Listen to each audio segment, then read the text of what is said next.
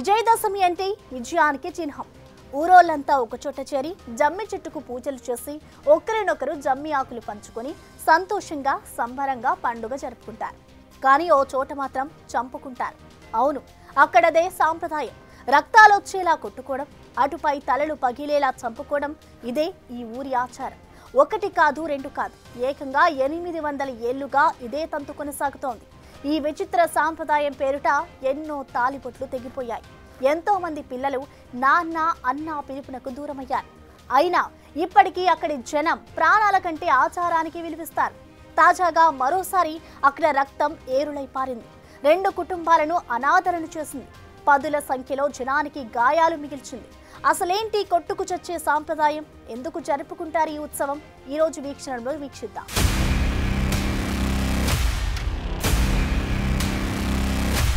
కొట్టుకు చావడమే సాంప్రదాయమా?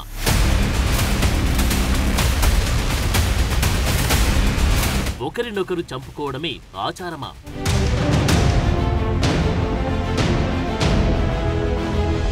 బన్నీ ఉత్సవం పేరుతో ప్రాణాలు బలి.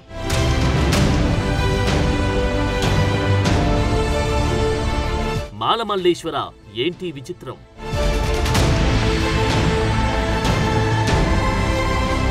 పండగంటే సంతోషం, పండగంటే ఆనందం. కుటుంబంతో, బంధువులతో, ఊరోళ్లతో కలిసి తింటూ, తాగుతూ, కష్ట నష్టాలు మరచి నవ్వుతూ ఉల్లాసంగా గడిపే రోజు. కానీ కర్నూలు జిల్లా దేవరగట్టు గ్రామం ఎందుకు పూర్తిగా విరుద్ధం. పండగంటే ఇక్కడ కొట్టుకోవడం, పండగంటే ఇక్కడ పగ తీర్చుకోవడం, పండగంటే ఇక్కడ చంపుకోవడం. అవును, ఇది నిజం.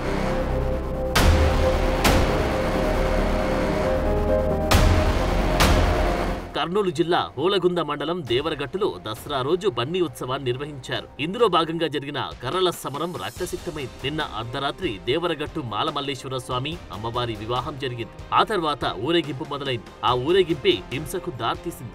దేవతామూర్తులను తీసుకెళ్లేందుకు 2 వర్గాలు పోటీ పడ్డాయి. 2 వర్గాలు కర్రలతో ఘర్షణకు దిగాయి.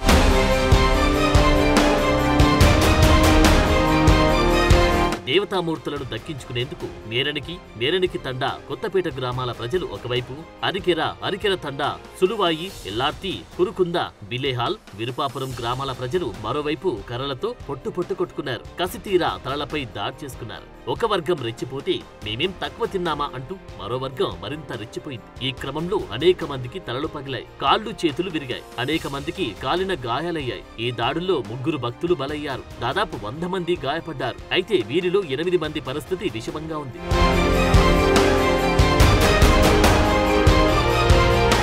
ప్రతి ఏటా జరిగే బన్నీ ఉత్సవంలో అనేక మంది భక్తులు తీవ్రంగా గాయపడుతుంటారు. ప్రాణాలు కోల్పోయిన సందర్భాలు ఉన్నాయి. అయినా కూడా ప్రభుత్వం, పోలీస్ అధికారులు మాత్రం మార్పు రావడం లేదు. ఉత్సవం ప్రారంభానికి ముందు వరకు అన్ని ఏర్పాట్లు చేశాం, హింసాత్మక ఘటనలు జరగకుండా చర్యలు తీసుకున్నాం, పటిష్ట బందోబస్తు నిర్వహిస్తున్నామంటూ అధికారులు ఊదరగొట్టారు. సీసీ కెమెరాలు, ప్రత్యక్షంగా అధికారుల పర్యవేక్షణ అంటూ నానా హడావిడి చేశారు. కానీ ఏం లాభం? హింస జరగకుండా మాత్రం అడ్డుకోలేకపోయారు, హింసను ఆపలేకపోయారు. నిర్లక్ష్యం ఖరీదు 3 ప్రాణాలు, 100ల సంఖ్యలో గాయాలు. విజయదశమి రోజు జరిగే దేవరగట్టులో కంప్లీట్ అయింది.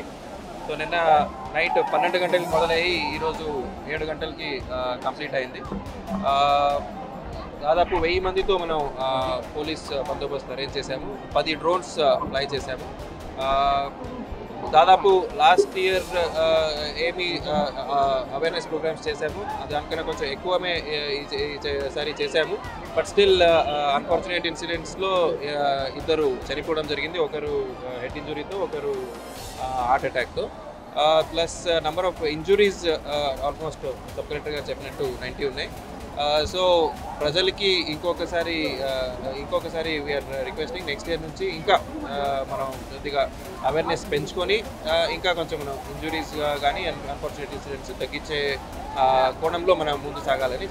ఈ ఉత్సవంలో పాత కక్షలు బగ్గుమన్నట్టు తెలుస్తోంది. వారి మధ్యలో నెలకొన్న గత గొడవలు మనసులో పెట్టుకుని కర్రలతో విచక్షణారహితంగా దాడి చేసుకున్నట్లు సమాచారం. కొందరు ముందే ప్లాన్ వేసుకుని ఈ ఉత్సవానికి హాజరయ్యారని స్థానికులు అనుమానిస్తున్నారు. అయితే పకడ్బందీ బందోబస్తు నిర్వహించిన అసాంఘిక శక్తులను మాత్రం పోలీసులు అడ్డుకోలేకపోయారన్నది వాస్తవం. హింస జరిగే అవకాశముందని తెలిసినా, గత అనుభవాలు ఉన్నా పోలీసులు మాత్రం సరైన చర్యలు తీసుకోలేదన్న విమర్శలు వ్యక్తమవుతున్నాయి.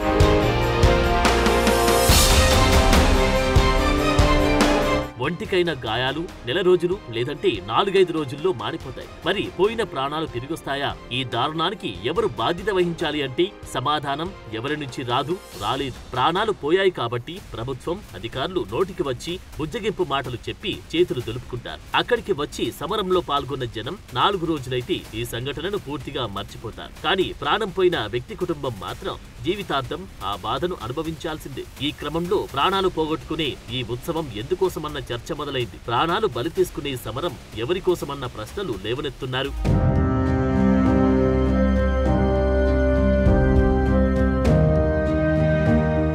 ముగ్గురి ప్రాణాలు, వందల మందికి గాయాలు, బాధితుల ఆర్తనాదాలు, కుటుంబాల శోకాలు, ఇవన్నీ కల్లారా చూస్తే ఆగవు కన్నీళ్లు.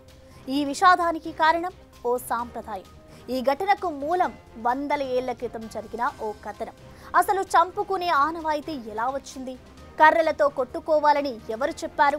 బలి ఇవ్వమని మాల మల్లేశ్వరుడే అడిగాడా? రక్తం చిందించాలని దేవదేవుడే ఆదేశించాడా?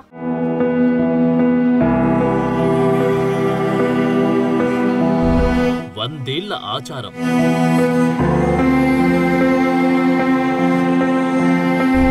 ప్రాణాలను పణంగా పెట్టి మూఢనమ్మకం, రక్తం చిందించడంలో లాభమేంటి? దేవుడు అడిగాడా నీ ప్రాణాలు? కర్నూలు జిల్లా దేవరగట్టులో ప్రతి దసరా పండుగ రోజు రాత్రి కర్రల సమరం 100 ఏళ్ల నుంచి జరుగుతుంది. దేవరగట్టు వద్ద కొండపై వెలిసిన మాల మల్లేశ్వర స్వామి ఆలయంలో దేవతామూర్తులైన మాలమ్మ, మల్లేశ్వర స్వామికి దసరా పండుగన అర్ధరాత్రి 12 గంటలకు కళ్యాణం జరిపిస్తూ ఉండడం ఆనవాయితీ. ఈ కళ్యాణం అనంతరం కొండ పరిసరాల్లో ఉన్న పాతాళగట్టు, రక్షపడ, శమీ వృక్షం, వాటి ఎదురుగా ఉన్న బసవన్న గుడి ప్రాంతాల్లో దివిటీల వెలుతుల్లో ఉత్సవ విగ్రహాలు ఊరేగిస్తారు. ఆ విగ్రహాలను దక్కించుకోవడం కోసం నెరడికి తండ, కొత్తపేట గ్రామాల ప్రజలు ఒక జట్టుగా కడతారు. ఆలూరు, సులువాయి, ఎల్లార్తి, నిడ్రవట్టి, అరికర, బిలేహాల్ గ్రామస్తులు మరో జట్టుగా ఏర్పడి కర్రలతో తలపడతారు. దీన్నే బన్నీ ఉత్సవం అని కూడా పిలుస్తారు.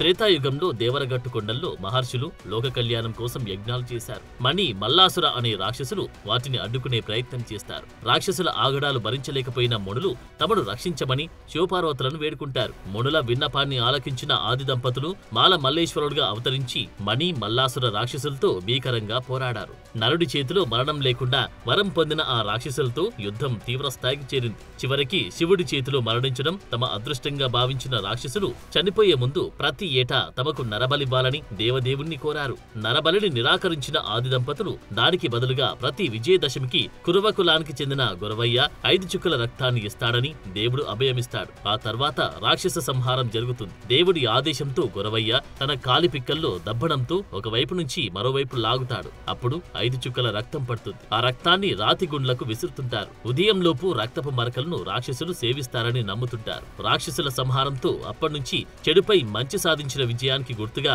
ప్రతి ఏటా విజయదశమి రోజున ఇక్కడ బన్నీ ఉత్సవం నిర్వహిస్తారు. ఈ ఉత్సవంలో ప్రతిసారి కర్రలతో కొట్లాడుకుంటూ రక్తం చిందించడం ఆనవాయితీగా మారింది.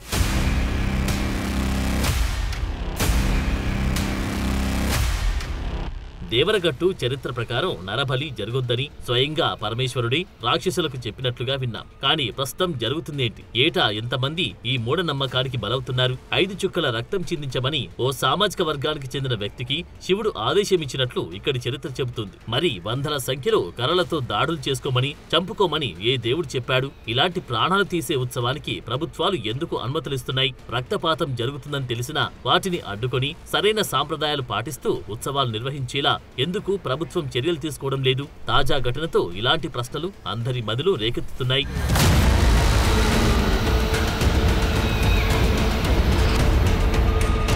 దసరా రోజున జరిగిన బన్నీ ఉత్సవంలో 3 బలయ్యారు. వీరి ప్రాణాలతో ఎవరికి ప్రయోజనం చేకూరింది? ఇలా కుటుంబాలను అనాథలు చేసి ప్రాణ రక్త తర్పణం చేయడం సమంజసమేనా? అయితే బన్నీ ఉత్సవాల్లో గత అనుభవాలను దృష్టిలో పెట్టుకుని న్యాయస్థానాలు పలుమార్లు ప్రభుత్వాలకు అనేక ఆదేశాలు జారీ చేశాయి. ఉత్సవాల్లో హింసను అరికట్టాలని, సంతోషంగా ఎలాంటి వివాదాలకు తావు లేకుండా నిర్వహించాలని న్యాయస్థానాలు ఆదేశాలు జారీ చేసినా ఫలితం లేకుండా పోయింది.